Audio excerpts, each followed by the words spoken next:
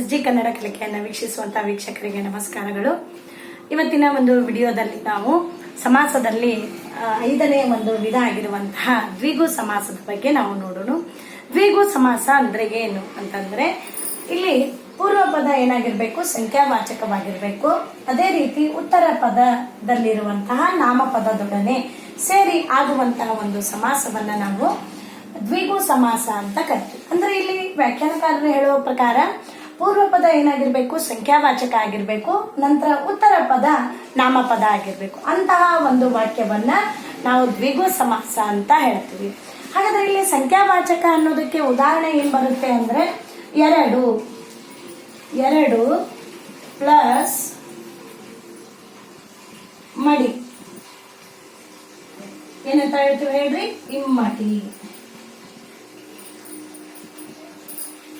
4 plus ವಡಿ, Nalvadi. ಈ ತರ ನಾವೇನ್ ಮಾಡ್ತೀವಿ ಅಂತಂದ್ರೆ, ಸಂಖ್ಯಾವಾಚಕ ಪೂರ್ವ ಪದದಲ್ಲಿದ್ದು ಉತ್ತರ ಪದದಲ್ಲಿ ಒಂದು ನಾಮಪದ ಇತ್ತು ಅಂದ್ರ ಅಂತಹ ಒಂದು ಸಮಾಸವನ್ನ ನಾವು ದ್ವಿಗು ಸಮಾಸ ಅಂತ ಹೇಳ್ತೀವಿ.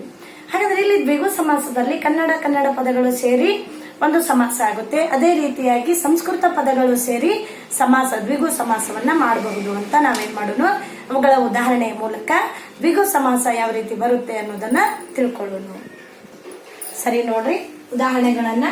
1 ಪ್ಲಸ್ ಕಟ್. ಇಲ್ಲಿ 1 ಅನ್ನುವಂಥದ್ದು ಸಂಖ್ಯಾಪದ ಅಂದ್ರೆ ಸಂಖ್ಯಾವಾಚಕ. ಅದೇ ರೀತಿ ಉತ್ತರ ಪದದಲ್ಲಿ ಏನಿದೆ, ಒಂದು ನಾಮಪದ ಇದೆ. ಎರಡನ್ನ ಸೇರಿಸಿ ಮಾಡಿದಂತಹ ಒಂದು ಸಮಾಸ ಯಾವ್ದಾಗುತ್ತೆ, ದ್ವಿಗು ಸಮಾಸ ಆಗುತ್ತೆ.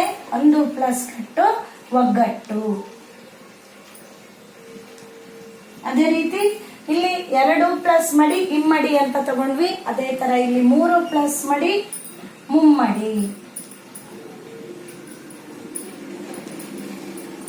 ನಂತರ 4 ಪ್ಲಸ್ ಮಡಿ, ನಾಲ್ವಡಿ. 4 ಪ್ಲಸ್ ಮೊಗ, ನಾಲ್ಮೊಗ. ಅದೇ ತರ ಇಲ್ಲಿ ಏಕ ಪ್ಲಸ್ ಅಕ್ಷಿ. ಇವೆರಡು ಸಂಸ್ಕೃತ ಪದಗಳು ಹೌದಾ, ಇವೆಲ್ಲ ಕನ್ನಡ ಪದಗಳು ಅಂತ ಹೇಳಿದ್ವಿ. ಸಂಸ್ಕೃತ ಪದಗಳು ಯಾವ್ದಾಗುತ್ತೆ, ಏಕ ಪ್ಲಸ್ ಅಕ್ಷಿ, ಏಕಾಕ್ಷಿ.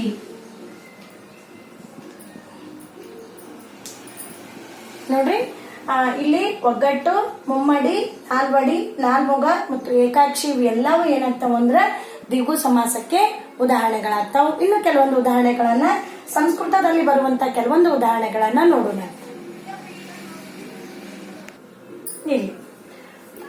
ಇಲ್ಲಿ ಸಂಸ್ಕೃತ ಪದಗಳು ಯಾವ್ಯಾವ ಆಗ್ತಾವ ಅಂದ್ರೆ, ಸಪ್ತಗಳಾದ ಪಂಚ, ಷಟ್ ಇವಷ್ಟು ಏನಾಗ್ತಾವ ಅಂದ್ರೆ ಸಂಸ್ಕೃತ ಪದಗಳಾಗ್ತಾವ. ಅವುಗಳನ್ನ ನಾವು ದ್ವಿಗು ಸಮಾಸದಲ್ಲಿ ಮಾಡ್ತೀವಿ. ಅದೇ ರೀತಿ 3 ಪ್ಲಸ್ ಕಣ್ಣು ಏನಾಗುತ್ತೆ, ಮುಕ್ಕಣ್ಣು ಆಗುತ್ತೆ. ಹೌದು, ಇಲ್ಲಿ ಈ ಮುಕ್ಕಣ್ಣು ಅನ್ನುವಂತಹ ಒಂದು ಉದಾಹರಣೆ ಏನಾಗುತ್ತೆ ಅಂದ್ರೆ, 2 ಸಮಾಸಗಳಿಗೆ ಸ್ವಲ್ಪ ಕನ್ಫ್ಯೂಸ್ ಮಾಡ್ಕೋಬಹುದು. ಏನು ಅಂತಂದ್ರೆ, ಅಲ್ಲಿ ಮುಕ್ಕಣ್ಣು, ಕಣ್ಣು ಊಕಾರ ಬಂತು ಅಂದ್ರೆ ಅದು ದ್ವಿಗು ಸಮಾಸ. ಮುಕ್ಕಣ್ಣ ಅಕಾರ ಬಂದ್ರೆ ಅದು ಬಹುರ್ವಿ ಸಮಾಸ. ಅದು ಮುಂದಿನ ವಿಡಿಯೋದಲ್ಲಿ ನಾನು ಅದನ್ನ ಹೇಳ್ತೀನಿ. ಬಹುರ್ವಿ ಸಮಾಸ ಅಂದ್ರೆ ಏನು ಅಂತ ಅನ್ನೋದನ್ನ ನಾವು ಹೇಳ್ತೀವಿ. ಆದ್ರೆ ಇಲ್ಲಿ ಕಣ್ಣು ಊಕಾರ ಬಂತು ಅಂದ್ರೆ ಅದಕ್ಕೆ ನಾವು ದ್ವಿಗು ಸಮಾಸ ಅಂತ ಹೇಳ್ತೀವಿ. ಅಕಾರ ಬಂದ್ರೆ ಅದು ಬಹುರ್ವಿ ಸಮಾಸಕ್ಕೆ ಉದಾಹರಣೆ ಆಗುತ್ತೆ. ಅದೇ ತರ 3 ಪ್ಲಸ್ ಗಾವುದ, ಮೂಗಾವುದ. ಮೂಗಾವುದ. ನಂತರ ಸಪ್ತಗಳಾದ ಪ್ಲಸ್ ಸ್ವರಗಳು, ಸಪ್ತ ಸ್ವರಗಳು.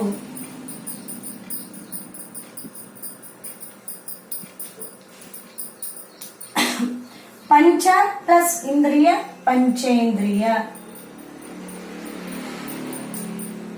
ಅದೇ ರೀತಿ ಷಟ್ ಪ್ಲಸ್ ಕೋನ, ಷಟ್ಕೋನ.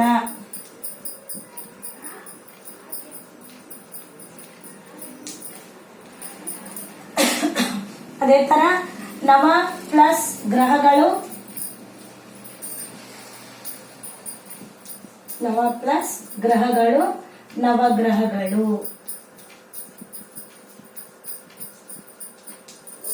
ದಶ ಪ್ಲಸ್ ಕಂಠ, ದಶ ಪ್ಲಸ್ ಕಂಠಗಳು, ದಶಕಂಠಗಳು. ಅಂದ್ರೆ 10 ಅದು ಕೂಡ ಬರುತ್ತೆ ಅಂತ ಹೇಳ್ಬೋದು. ದಶಕಂಠ ಅನ್ನೋದು 2 ರೀತಿಯಲ್ಲಿ ಬರುತ್ತೆ. ಒಂದು ದ್ವಿಗು ಸಮಾಸಕ್ಕೆ, ಇನ್ನೊಂದು ಬಹುರ್ವಿ ಸಮಾಸಕ್ಕೆ ದಶಕಂಠ, ದಶ ಅಂದ್ರೆ 10 ಕಂಠಗಳನ್ನ ಹೊಂದಿದಂತವನು ಯಾರು, ಅವನೇ ದಶಕಂಠ. ಅಂದ್ರೆ ರಾವಣನಿಗೆ ನಾವು ಹೇಳ್ತೀವಿ ಅಂತ ಹೇಳ್ಬೋದು. ಅಂದ್ರೆ ಕೆಲವೊಂದು ಉದಾಹರಣೆಗಳು ಏನಾಗ್ತಾವು, ದ್ವಿಗುಕ್ಕೂ ಬರ್ತಾವು, ಕೆಲವೊಂದು ಬಹುರ್ವಿ ಸಮಾಸಕ್ಕೂ ಬರ್ತಾವು ಅಂತ ಹೇಳ್ಬೋದು.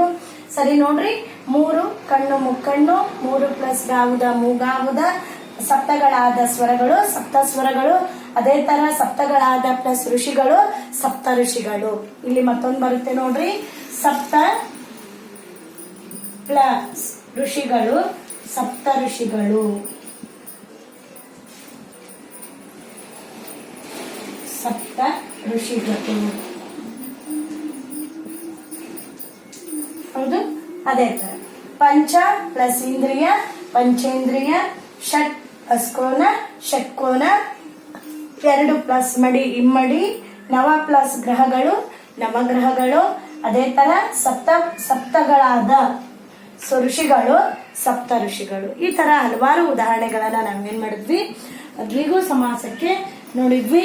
ಇನ್ನು ಉದಾಹರಣೆಗಳನ್ನ ನೀವು ಬಿಡಿಸ್ರಿ ಅಂತ ಇಲ್ಲಿ ಕೆಲವೊಂದನ್ನ ಕೊಡ್ತೇನೆ ನಿಮಗೆ.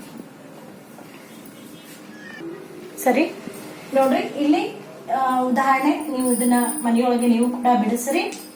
ಇಬ್ಬಾಗ 2 ಪ್ಲಸ್ ಭಾಗ ಇಬ್ಬಾಗ, ಅದೇ ತರ ಇಕ್ಕಲ ಇಕ್ಕೆಲ, 2 ಪ್ಲಸ್ ಕೆಲ ಇಕ್ಕೆಲ, ಒಕ್ಕಣ್ಣು 1 ಪ್ಲಸ್ ಕಣ್ಣು ಒಕ್ಕಣ್ಣು, ಏಕಾಂಗ ಏಕ ಪ್ಲಸ್ ಅಂಗ ಏಕಾಂಗ, ನವರಾತ್ರಿ ನವಗಳು ಪ್ಲಸ್ ರಾತ್ರಿ ಅಂದ್ರೆ ನವ ಪ್ಲಸ್ ರಾತ್ರಿ ನವರಾತ್ರಿ.